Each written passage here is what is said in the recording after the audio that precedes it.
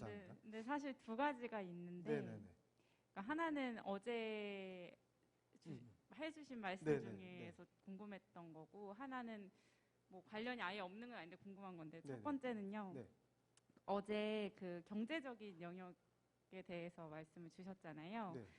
근데 그때 일에 대해서 즉흥적이고 무계획적인 노동이 아니라 일생동안 직업을 통해 체계적이고 합리적으로 하는 노동을 이게 구분하셨어요. 네, 그게 네, 필요하다고. 네.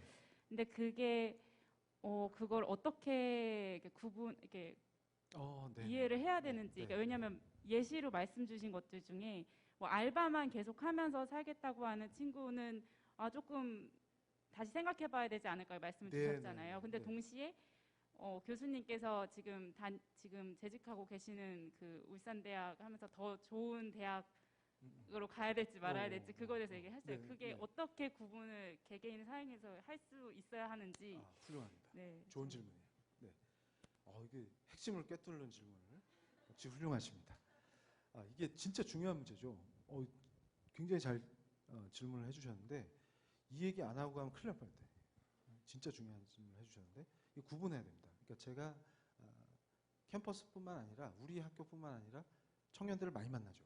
사역을 하다 보면 그럴 때 특히 이제 한 번은 제가 설립한 그 연구원에서 일했던 청년이 있었어요. 근데 이 청년을 제가 상담해 주면서 이 청년의 괴로움은 뭐냐면 뭘 해야 될지 모르겠대. 그런데 이 청년의 의식 속에 제가 발견한 게 뭐냐면 그 청년뿐만 아니라 대부분의 청년들이 어떤 생각을 갖고 있냐면 근데 너무 예수님 사랑하고 신앙심이 좋은데 어떤 잘못된 생각을 갖고 있냐면 생계는 알바로 유지할 수가 있잖아요. 한국에서도. 그러면서 내가 사역을 열심히 하는데 먹고 살아야 되니까 알바를 통해서 생계는 유지하고 근데 이분이 이제 찬양을 하는데 난 그렇게 한다. 이런 의식이 있더라고요. 그래서 제가 그랬어요. 여기서 프로로 그 행정사무를 보면 그걸 네가 프로페셔널하게 할 수 있어야 돼. 그러니까 우리가 착각하는 것 중에 하나가 그겁니다. 그러니까 그게 성속의 분리죠. 내가 크리스찬이니까 그래서 어떤 데는 오히려 그 교회나 그 단체에서 오히려 젊은이들을 그렇게 가르치는 데도 있어요. 그러니까 생계는 중요한 게 아니니까 대충 하고 뭘 해서든지 먹고는 살 수 있잖아요. 그리고 여기 헌신하라 이렇게 하는 경우도 있고 제가 이제 그 법대생인데 서울에 되게 좋은 대학에 법대생이었는데 집안 형편이 어려운데 캠퍼스 예배를 섬겼어요. 그 친구가. 그러니까 걔도 안 믿고 방황하다가 이제 예수님 만나서 뜨거운데 그래서 제가 얘를 추천해갖고 일본에 유학을 보냈어요. 저랑 친한 교수 밑으로 박사를. 근데 석사 받고 이제 박사 올라가서 지금 이제 막 학위 받기 직전인데 얘가 엄청 잘했어 지금. 그래서 좋은 논문을 쓰고 있는데 석사 때 위기가 왔는데 내가 그때 그 대학에 비지팅 프로페서로 가 있었단 말이에요. 그런데 그 일본에서 난리난 교회 하나 있죠. 알 거예요. 그 교회의 오사카 지부였다고. 그랬는데 얘한테 자꾸 사역자가 되라는 거예요.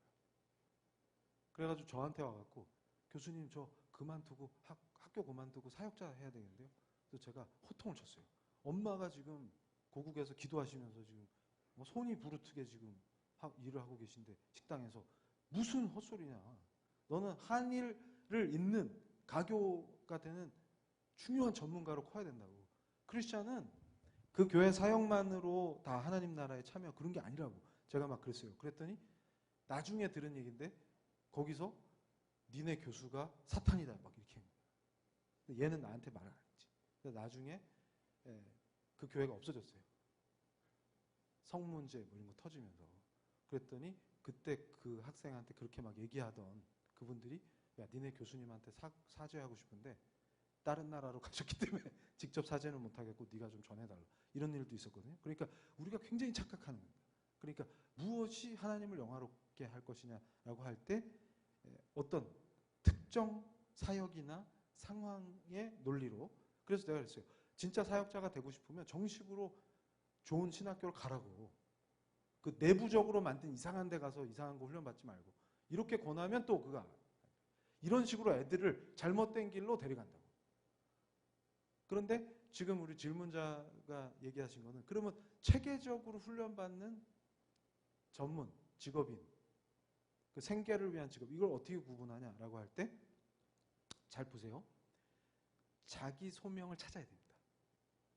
근데 청년들이 두려워하는 게 교수님, 내 연구실에도 크리스찬들이, 우리 학생들이 와서 상담할 때 제일 하는 얘기가 교수님 기도 응답을 못 받았어요. 이 회사 가야 돼요. 제가 또 뭐라 그랬어요? 기도 응답 어떻게 주는데? 네가 막 캠퍼스를 걷는데 갑자기 나무에 불이 붙지 막. 그리고 막 네가 어제 잘 때 베란다에다가 솜을 내놨는데 그게 졌나 안 졌나 보고 막 그렇게 하지. 그래야 회사 가지. 그러면 애가 당황하는 거지. 그래서 제가 그래, 네가 모세냐? 그러면 갑자기 상처받아. 그럼 또 위로해주면서 미안하다 그래서 근데 그렇게 하면 안 돼. 근데 이게 지금 젊은이들이 어떻게 생각하냐면 기도 응답을 그런 식으로 생각한다고. 근데 저는 어떤 생각이냐면 시행착오도 다 약이에요. 근데 그걸 생각을 못해. 그러니까 내 진짜 소명이 뭔지 발견하려면 시행착오를 해야 돼요. 그러니까 저도 돌고 돌아서 왔잖아. 근데 제가 확신합니다. 하나님께서 인도하시고, 아까 내가 뭐랬어요? 기본 전제가 우리는 절대 주권의 하나님이 통치하신다는 그 섭리가 나를 다스리신다는 것을 받아들여야 돼요. 그러면 자, 제가 조계종까지 갔었죠. 그리고 정치적으로 어떤 좌편향 시민운동하면서 교회 공격하고 별짓 다 했잖아요. 근데 여기 와 있네? 그걸 누가 예측할 수 있어요? 근데 문제는 뭐냐면 거기서 교육받고 키워지고 훈련받은 게 한 개도 버릴 게 없어요. 지금 제가 사역할 때 교회 보호하는데 나만큼 전략적으로 대안 제시할 수 있는 사람이 없어요. 확 필이 와요? 그런 거예요. 그러니까 무슨 얘기냐면 여러분 절대 두려워하지 마세요. 그러니까 만약에 유학을 갔는데 실패하면 그 실패 속에서 하나님께서 분명히 뭘 배우게 하십니다. 그리고 내가 창업을 했는데 잘 안 돼. 그러면 그 안에서 뭔가 다져지는 거예요. 그러니까 제가 어제도 예를 든 그 밀라노의 문 목사님, 실명 얘기해도 돼요. 문광순 목사님. 그래서 문바울이라고 불러요. 근데 그 목사님도 어떻게 했어요? 대단한 사업가고 샤넬이랑 협력하는 막 액세서리 회장님까지 되셨는데 유럽에서 그렇게 겸손하실 수가 없어요. 근데 그 전에 뭐까지 추락했다고? 노숙자까지. 그러니까 무슨 얘기냐면 하나님이 어떻게 다루실 줄은 알 수가 없어요. 그러니까 제가 그분을 보면서 멋있다 이런 생각을 한 게 막 나랑 교토 거리를 걷는데 내가 철삭거리면서 내일 비 오면 안 좋은데 벚꽃 지면 안 되는데 막 그랬더니 저를 딱 가련하는 듯이 쳐다보면서 하나님은 최고의 것을 주신다. 이 교수 쫄지 마. 비가 오면 이유가 있어. 비가 오는 교토가 또 아름다울 수도 있잖아. 그래서 그러니까 뭐예요? 촐랑거리는 내가 이게 덩치는 큰데 왜 이렇게 촐랑거려? 그러니까 이 양반은 그래서 딱 나한테 그러고 나는 항상 계획하면은 수준이 낮은데 하나님의 계획은 나보다 훨씬 크시다. 그러니까 지금 이제 여러분 잘 생각해 보세요. 그 문 목사님이 성공한 사업가로서 지금은 이제 신학을 하셔갖고 목사 안수 받고 밀라노의 유학생들, 주재원들 돌보시는데 우리 젊은이들이 그 안에서 얼마나 좋아요. 유학 가서 불안한데 한국 교회 가갖고 사모님 김치도 먹고 같이 기도하고 이러니까 그런 역할을 선한 영향력을 교민 사회에도 막 사업하다가 흔들리면 무섭잖아요. 그럼 그런 선배가 딱 나타나서 너 예수 믿어라 이러면서 네 사업에 뭐가 문제가 있어 그러면 컨설팅도 해주시고 큰 형님처럼 막 와 여러분이 그런 사람이 돼야 돼요. 그런 사람이 막 선동해갖고 혁명합시다 이런 게 아니라 그러니까 그분도 자기 소명을 찾는데 시간이 많이 걸렸어요. 그러니까 그 패션업의 액세서리 회사를 독자 브랜드가 루스 앤 파룰레라는 건데 그거를 런칭하는 데까지 수많은 시행착오가 있어요. 망해도 보고 그거를 두려워하면 안 됩니다. 근데 그거를 체계적으로 계속 공부하고 프로페셔널하게 되는 과정에서의 고난을 견뎠기 때문에 그게 가능한 거예요. 근데 청년들이 그 과정은 스킵하고 뭔가 지금 당장 뭐가 있으면 좋겠지. 근데 그렇지 않다고. 오히려 그렇게 주시면 위험한 거예요. 주시지도 않고. 그러니까 그렇게 체계적으로 관리하라는 뜻입니다. 제가 얘기한 거는. 그래서 알바하면서 생계만 유지한다 이러지 말고 이게 지금 내가 근데 진짜 대놓고 착취하는 데 가서 일하라는 뜻이 아니라 이게 내 커리어를 개발하는 데 필요하다 그러면 지금 잠깐 참고 그걸 배우거나 견디거나 이런 과정이 필요하다. 그리고 학문의 영역도 마찬가지예요. 박사학위 받으려면 죽음의 터널을 통과해야 되잖아. 그래서 A급 학자가 되려면 나처럼 헤어가 사라질 수도 있다고. 그러니까 그 과정을 이제 고치는 거야, 내가. 그래야 프로페셔널하게 하나님을 그러면 프로페셔널하게 안 되면 하나님을 영화롭게 못해요? 그 뜻이 아니었다. 그러니까 그 안에서 하나님은 진짜로 최선의 길로 나를 인도해 주신다는 그 믿음 안에 있는 거예요. 근데 여러분이 아마 체험하게 될 거예요. 기도하면서 이게 인도였구나. 당장은 못 느끼더라도 지난 다음에 딱 돌아보니까 이게 인도였구나. 그런 게 쌓이면서 성숙해져요. 그러니까 아마 여러분이 과거에 저랑 만났으면 이렇게 저 교수 피하고 싶은데 이런 사람이었을 가능성이 높아요. 그런데 표정이 지금도 그런데요? 이러면 안 되고. 그러니까 그 변화 속에는 그 하나님이 다루신 그 성숙의 과정이 있다고. 그걸 생각해야 되고. 그리고 두 번째는 너무 좋은 질문인데 울산대의 정년보장이니까 정년할 때까지 뼈를 묻는 것만이 좋은 크리스찬이냐? 그거 아니에요. 근데 이제 내가 이걸 구별하게 된 게 뭐냐면 동기가 뭐냐는 거예요. 동기. 그러니까 내 교만에서 나온 거. 그러니까 처음부터 튈 생각으로 학교를 위해서 기도 1도 안 하고 뭐만 하냐면 연구 업적을 막 쌓는 거야. 탑저널에 해외에 진출하고. 그래서 그건 성취가 돼. 그리고 해외에서 인정받는 탑 연구자들이랑 같이 공동 저자가 되고 막 이러니까 어깨가 더 이렇게 뽕이 들어가는 거지 막. 그러면서 뭐예요? 내가 니들한테 있어주니까 고맙지 뭐 이러고 다니. 그러면서 점프를 준비하니까 어떤 일이 벌어져요? 난 진짜 화가 나요. 다 될 것 같다가 뒤집어지고. 근데 그 실패 속에서 엄청나게 배웠다. 그때 깨달은 게 뭐냐면 내가 제대로 캠퍼스에 와서 기도 한 번을 못했구나. 학교를 위해서.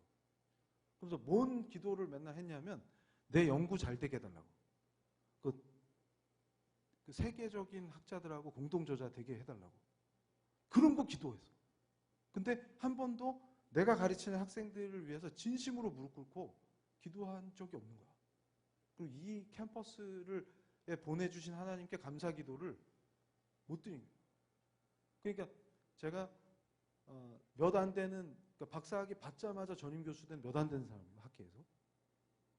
그러니까 옛날에 과거에 우리나라가 허술할 땐 게 가능했는데 지금은 그런 사람이 거의 없어요. 근데 그런 은혜를 받아놓고도 캠퍼스에 와갖고 나는 시간 강사도 안 해보고 그냥 박사학위 받는 2월에 졸업인데 3월에 부임했다고. 그런 은혜를 받아놓고도 감사할 줄 모르고 내가 잘나서 된 것처럼 목에 기부스하고 다녔대. 그런데 나중에 정신 차리면서 어떻게 했어요? 진짜 회개 많이 했어요. 그러니까 어떻게 바뀌냐면 그 땅이 바뀌어 막. 그러니까 그대로지. 어제 말한 대로 학생도 그대로, 동료 교수도 그대로, 교직원들도 그대로인데 내가 바뀌니까 이게 확 바뀌네. 다 사랑스러워. 그러면서 뭘 깨달았냐면 하나님께서 준비시키셔서 그 사람이 필요해. 그래서 탑랭킹 로스쿨로 데려가시면 그건 의미가 있는 겁니다. 그걸 가기 위해서 준비하는 건 나쁜 게 아니에요. 근데 중요한 게 저는 뭐냐면 크리스찬에게 그 밑바탕에서 지금 내 기도를 보면 체크가 가능합니다. 기도를. 그러니까 내 제자들을 사랑하는가 그럴 때 강의실에서 짜증내고 있는가. 그러면 벌써 강의실에서 짜증내고 있다는 얘기는 기도 안 한다는 얘기예요. 그러면 하나님께서 오히려 좌절을 맛보게 하셔서 저를 성숙시킵니다. 근데 나중에 제가 사역을 시작하니까 우리 학교처럼 사역하기 좋은 학교가 없는 거예요. 옮기면 이 사역을 중단하게 될 압박이 가능할 수도 있어요. 근데 우리 학교는 저한테 아무런 압박을 안 줍니다. 그러니까 뭐예요? 여기가 퍼펙트, 베스트 자리였구나. 근데 그걸 느끼게 되려면 시간이 걸려요. 그러니까 여러분도 두려워하지 마시고 혹시 지금 이게 베스트가 아니잖아요? 그러면 그걸 통해서 뭔가 성숙시키시거나 키워가지고 베스트로 보내신다는 믿음을 가지세요. 근데 그게 근거 없이 무조건 긍정론에 빠질 필요도 없고 또 요즘 거짓 교사들처럼 공포를 조장할 필요도 없는데 중요한 건 뭐냐면 그 질문에는 답이 됐나요? 네. 여기에 살짝 플러스해서 아까 우울증 얘기했었잖아요. 거기에 대해서도 두려워하지 마세요. 그리고 우울한 감정 같은 게 내가 믿는 사람인데 왜 우울하지? 이런 거에 대해서 상당히 위축되고 그럴 필요 없습니다. 그러니까 저도 그랬어요. 근데 요것만 질문은 아니었지만 혹시나 도움이 될까봐 플러스해서 말씀드리면 제가 이제 교수된 초창기에 한 달 동안 이제 컨퍼런스 때문에 뉴욕에 가 있어야 될 상황이 있었는데 그때 제가 회심한 지 얼마 안 됐을 때인데 어떤 증상이 있었냐면 잠을 잘 못 자고 그 다음에 약간 공황장애처럼 운전하는데 갑자기 햇빛이 세게 비치는데 운전을 못하게 돼요. 그래가지고 차를 세워야 돼요. 그러니까 은혜 받고 차 세운 건 많았는데 그런 일이 벌어지니까 또 힘들었다고. 그래서 그 의사 선생님이 내가 해외에 있어야 되니까 한 달치 약을 주셨는데 잘 수 있게. 그러면서 당신 믿을 만한 사람이니까 주지 딴 사람 안 줘요. 한 번에 먹으면 큰일 나니까. 그래서 한 번에 털어넣지 마세요. 확인받고 줬다고. 그래서 제가 전 절대 그러지 않습니다. 저는 은혜로 사는 사람이기 때문에. 근데 중간에 그 약을 끊었어요. 나가 있는 동안. 그게 이제 의지로 끊은 게 아니고 제가 의식적으로 인식을 못했던 죄가 있었어. 근데 깊이 무의식 속에 있는데 나는 의식적으로 인식 못했던 어떤 죄 문제가 하나 있었거든요. 그거를 그 뉴욕에 있는 동안 발견했는데 그걸 회개하면서 굉장히 자유를 얻으면서 약 안 먹어도 잘 수 있는 상태가 됐었거든요. 그러니까 무슨 얘기냐면 이걸 일반화시키면 안 돼요. 그러니까 제가 위험하게 보는 게 간증을 일반화시키면 안 됩니다. 그래서 제가 회심한 건 간증해도 이런 얘기는 잘 안 해요. 근데 여기 이제 특별히 사랑스러워가지고 도움이 될까 하고 이제 말씀을 드리는데 나의 구체적인 상황이 다 일반화될 수는 없습니다. 신앙적으로. 그런데 한 가지 포인트는 어디 있냐면 해결되지 않은 죄 문제나 그런 게 있을 때 하나님 앞에 그것도 내가 의식을 못할 수가 있거든요. 깊이 묵상하고 기도하는 과정에서 그걸 알려주시고 다양한 방법을 통해서 그걸 깊이 회개하고 그럴 때 거기서 벗어나기도 하고 그런데 자기 가정 환경이라든가 자기 의지로 선택할 수 없는데 전제된 고통들 있죠. 이미 판이 고통으로 깔려있는 판 있잖아요. 내가 해결할 수 없는. 근데 그 문제도 나한테 굉장히 압박을 주거든요. 환경의 문제라든가 가족 문제라든가 등등등 이런 게 막 압박이 오잖아요. 그럴 때 굉장히 힘들 수가 있어요. 근데 그럴 때도 저는 이제 뭘 생각하냐면 감추거나 그 우울한 감정이나 이런 게 왜 너는 크리스찬인데 은혜를 못 받고 우울해 이런 거에 눌리지 말고 저는 오히려 그거를 직면하고 이러면서 의식 단계에서 끌어올리는 과정에서 이게 굉장히 많이 해결이 됩니다. 근데 그 의식 단계로 끌어올리는 과정이 심리학적인 테크닉이나 이런 것도 필요하면 상담도 받고 하지만 가장 본질적으로 저는 이 은혜 속에서 기도와 이 하나님과의 관계 이런 것들이 굉장히 큰 터치를 준다. 네, 이 정도 말씀드리겠습니다. 지금 크리스찬은 어떤 기준에 근거해서 대통령 선거에 참여해야 할까요? 네, 이거 아주 위험한 질문인데. 근데 보통 다른 사람 같으면 이 질문을 피할 텐데 저는 또 전문가이기 때문에 저는 그것만 얘기해주고 싶어요. 뭐냐면 지금 현대 정치에서 저는 이제 크리스찬들의 정치 의식을 얘기하잖아요. 그럴 때 제일 제가 마음이 힘들 때가 언제냐면 지금이 구약 시대인지 아는 분들이 많아요. 지금 무슨 사사 뽑는 거 아니거든요.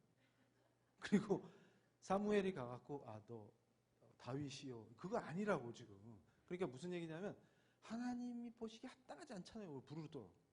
그럼 제가 그러는데 넌 합당해? 그러니까 무슨 얘기냐면 하나님 보시기에 합당한 인간은 없어요. 특히 현대 정치에서는. 지금 루터가 공포에 떨잖아요. 지금. 확 필이 오세요?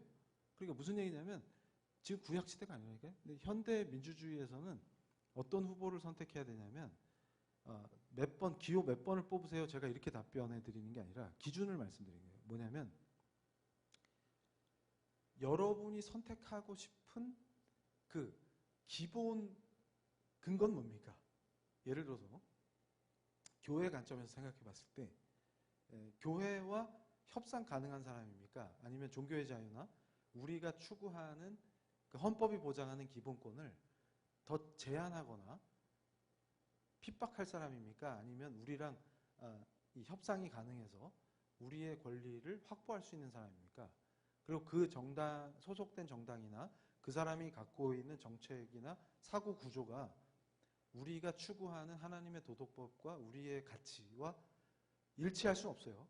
근데 그거를 실현하는 법이나 정책에서 우리와 협력 가능한 사람입니까? 이런 걸 따지면 돼요. 근데 거기서 완벽한 사람이나 완벽한 정당은 당연히 없지. 그리고 제가 꼭 말씀드리는 게 뭐냐면 현대 정치의 원리가 그래요. 최선을 선택하는 게 아닙니다. 최악을 선거를 통해서 배제시키는 거지. 근데 그걸 인식을 못해요. 그러니까 최선을 뽑으려고 그러니까 당황스러운데 최악을 배제시킨다는 관점에서 선거하면 문제될 게 1도 없어요. 뭐가 최악인지를 보면 돼요. 그러니까 지금 저는 최악을 테스팅할 때 기준이 뭐냐 그러면 여러분이 제가 이제 다른 강연에서도 강조했는데 저나 여러분이 공정하게 게임을 벌이면 그러니까 자유가 보장된 상태에서 게임을 벌일 때 제일 중요한 게 심판입니다.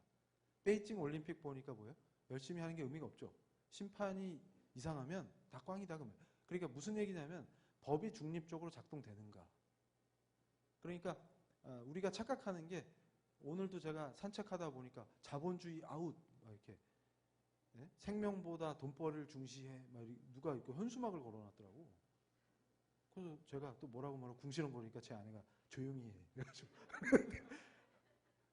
교회 가서 그 말씀 전해야 되는데 조용히 해. 그래가지고 네 이랬는데 여러분 잘 생각해 보세요. 또 말이 길어지면 안 돼. 이 얘기만 딱 할게. 저랑 아주 친한 그 종군 기자가 있어요. 종군 기자. 종군 기자 출신인데 모신문사 논설위원 하신 분인데 그분이 젊을 때 막 이거 했다 투쟁.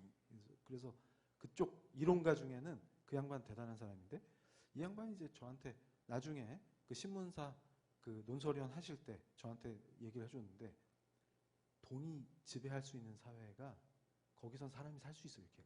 그게 무슨 얘기냐면 돈이 의미가 없어진 상태 있죠. 그 지옥입니다. 그러니까 무슨 얘기냐면 그 중동 지금 전쟁 중인데 거기서 취재할 때 제일 무서운 사람은 무장한 군인이 아니고 동네 아줌마예요. 카메라 딱 놔두고 물 마실 때 뒤에서 짱돌로 찍습니다. 그리고 카메라 가져가요. 이해가 됩니까? 근데 만약에 100불을 줬을 때 안내도 받고 숨겨주고 이러면 아직 살만하다는 뜻이에요. 그러니까 제가 오징어 게임 보지 맙시다 이런 바보들한테 무슨 얘기를 하냐면 그러면 만약에 홍콩 민주화 투쟁하는 청년들한테 오징어 게임을 중국판으로 만들면 납치됐는데 오징어 게임을 해야 돼. 권력자 앞에서. 이기면 400억 주는 게 아니라 살아서 거길 나갈 수 있게 해줘요. 이해가 돼요? 그러니까 지금 자본주의 사회에서 오징어 게임을 만드니까 지가 자발적으로 오잖아요. 근데 저쪽은 납치된다니까. 민주화 운동하다가. 그 차이가 이해가 안 되냐? 제가 그렇게 묻는 거예요. 그러니까 여기가 최선이란 말이 아니라 그 정도 최악을 만들면 안 된다는 얘기예요. 그러니까 정치적 선택이라는 거는 최악을 제거하는 거예요. 똑똑하니까 확 이해가 되죠? 근데 그걸 이해를 못 한다고. 그러니까 제가 그러잖아요. 그러면 그 현수막건 당은 다른 당이에요. 소수당인데 뭐라고 하면 또 편파적이니까 그분이 그 구호에 써놨잖아. 생명보다 돈벌이를 중시한다고. 그래가지고 북한은 막 돈벌이를 중시 안 하니까 생명이 막 넘치죠. 인권이 막 존중되고 제정신이 아니다 그 말이에요. 그러니까 무슨 얘기냐면 우리는 자본주의 사회에서 그게 막가는 부패와 타락 속에서 소금과 빛의 역할을 해야 되는 거지 체제를 전복시키도록 싸웁시다 하는 사람들이 아니에요. 그러면 심판이 공정한 나라가 되면 여러분이 자유롭게 뛰었을 때 고생한 만큼 보상이 되는 거예요. 그러면 법치가 전제가 되지 않으면 그게 불가능하다고. 그런 관점에서 후보를 선택하면 됩니다.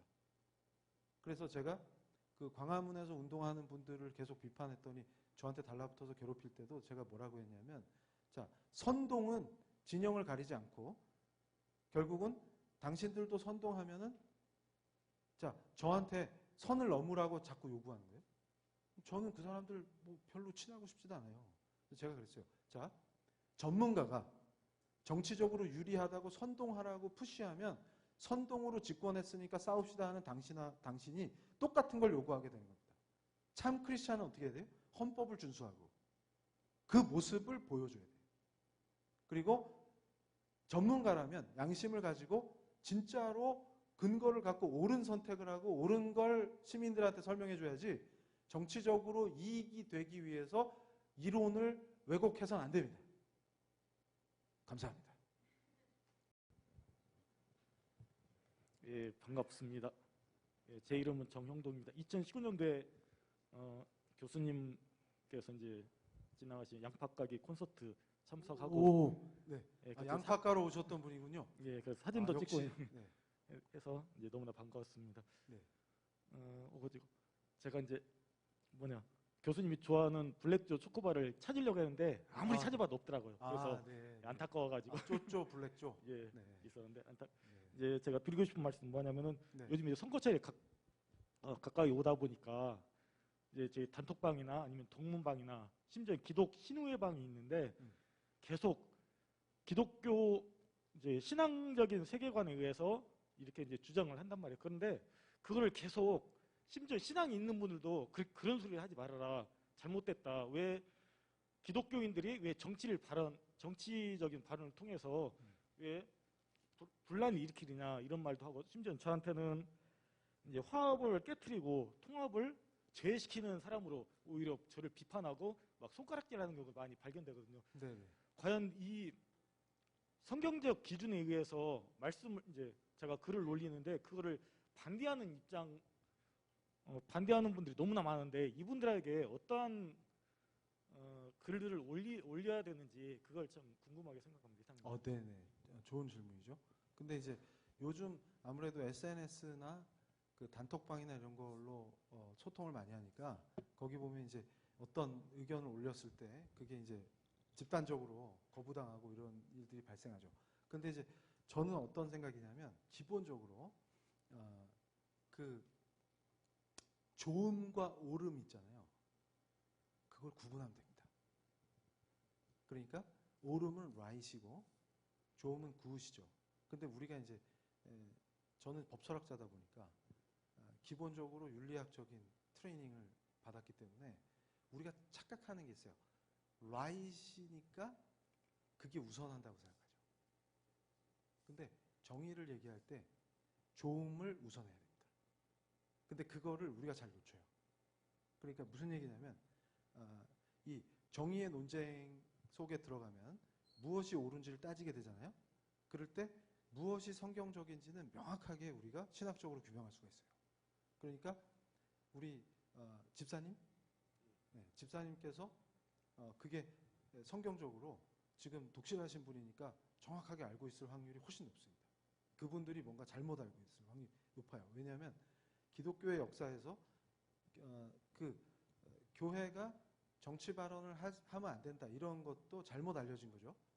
그 정교분리랑 잘못 오해해서 한국 사회가 무지해서 그런 게 나왔는데, 근데 중요한 거는 그 부분에 대한 거는 제 신간 성경적 세계관을 보시면 깨알 정리가 돼 있기 때문에 그건 이해하실 수 있고, 그런데 중요한 건 뭐냐면 이미 신학적으로 무엇이 옳은가에 대한 논쟁, 그 안에서 옳음이 사실 논증 가능한 얘기입니다.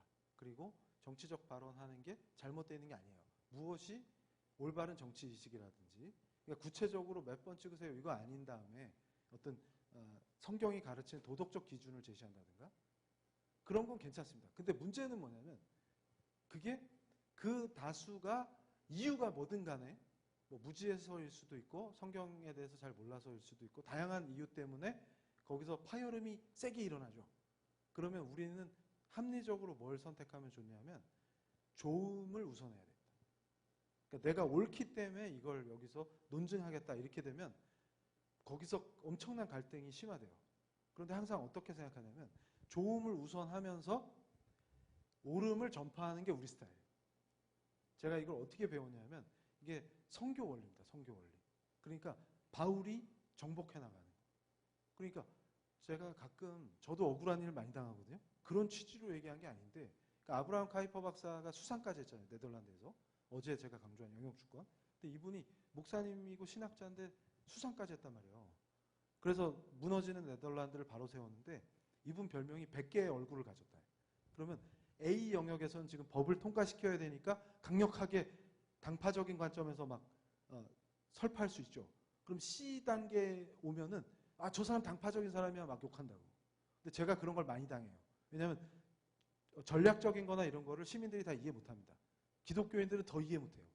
그러니까 오해도 당하고 뭐 온갖 그걸 당해요. 근데 중요한 거는 그래서 저는 고통스러울 때 바울이 저한테 엄청 큰 힘을 줘요. 바울은 더 억울했다.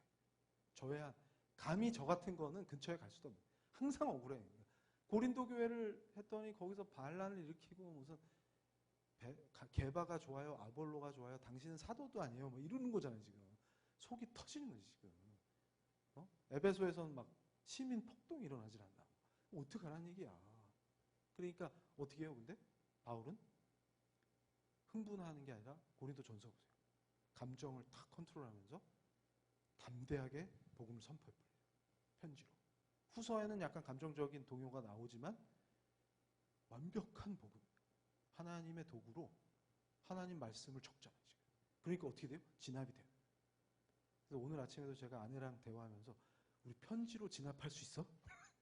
안 됩니다. 우리 수준에서. 근데 이게 가능한 건 하나님 말씀이기 때문에. 그 말씀의 권위로 진압이 되잖아요. 그러니까 근데 우리가 그걸 배울 필요가 있습니다. 뭐냐면 지금 내가 옳은 걸 이 사람들한테 가르쳐갖고 동의시켜야지 하면 어떻게 돼요? 폭발해버립니다. 그런데 어떻게 돼? 니들이 내가 사도인 걸 모르겠니? 하면은 어떻게 하냐면 싸우는 게 아니라 말씀으로 정리해버려요. 근데 그럴 때 어떻게 해요? 바울이 심정이 그대로 나타나요. 가서 확 할 수 있지만 내가 안 가고 편지를 쓰노라. 그게 있잖아요. 그게 뭐냐면 바울은 좋음을 우선하는 스타일. 그러니까 지금 굿한 걸 선택하는 거예요. 그 성도들에게도 굿하고 본인에게도 굿해지는 거예요. 그러니까 제가 이상한 악한 애들이 일어나면 정면으로 대응도 하지만 그냥 묵인할 때도 있어요. 그러면서 어떻게 하냐면 설득하고 그게 이제 정복이거든요. 우리는 그래서 기독교인은 소통의 능력을 키워야 됩니다. 지금 막 반발하면 거기서 막 싸울 게 아니고 일보 후퇴. 네, 이제 이런 얘기 안 할게요. 그런데 뭐냐면 결국 그분들과 교제가 지속될 때 진정성과 그분의 신앙, 연륜, 경륜 이런 게 이제 인정되기 시작하면 받아들여집니다. 받아들여집니다. 그러니까 저도 너는 목사도 아닌 게 왜 맨날 강단에서 이런 공격 많이 받았거든요. 근데 사역하면서 점점 제가 강단에 쓰는 게 당연한 것처럼 지금은 신학도 전공했지만 그러니까 그런 거에 대해서 발끈하면서 넌 뭔데? 이러면서 나하고 신학 대결 해볼래? 라이브 토론 한번 붙어볼까? 뭐 이게 아닌 거죠. 그런데 하나님이 원하시면 세우게 돼 있습니다. 그러니까 어떻게 돼요? 그때 막 비판하던 사람들이 왜 자기 교회는 안 오냐고 서운해한다고. 딴 데 가느냐 바빠요. 그러면 서운하다고. 이제 확 이해가 되시죠? 그러니까 그렇게 우리는 이겨나가요. 승리다. 그러니까 멱살 잡고 굴복시키는 게 승리가 아니라 선한 영향력을 확대하는 게 승리입니다. 그러니까 접어줄 땐 접어줘야 돼요. 그래서 여러분 오늘 머릿속에 마지막에 좋은 질문 하셨네. 좋음과 옳음이 대립할 때 좋음을 선택하십시오. 그리고 내가 가지고 있는 그 옳음이 하나님 앞에 참 진리고 성경에 기반한 진리라면 그걸 설득하는 과정이 좋음을 통해서 가능해지면 옳음이 실현됩니다. 감사합니다.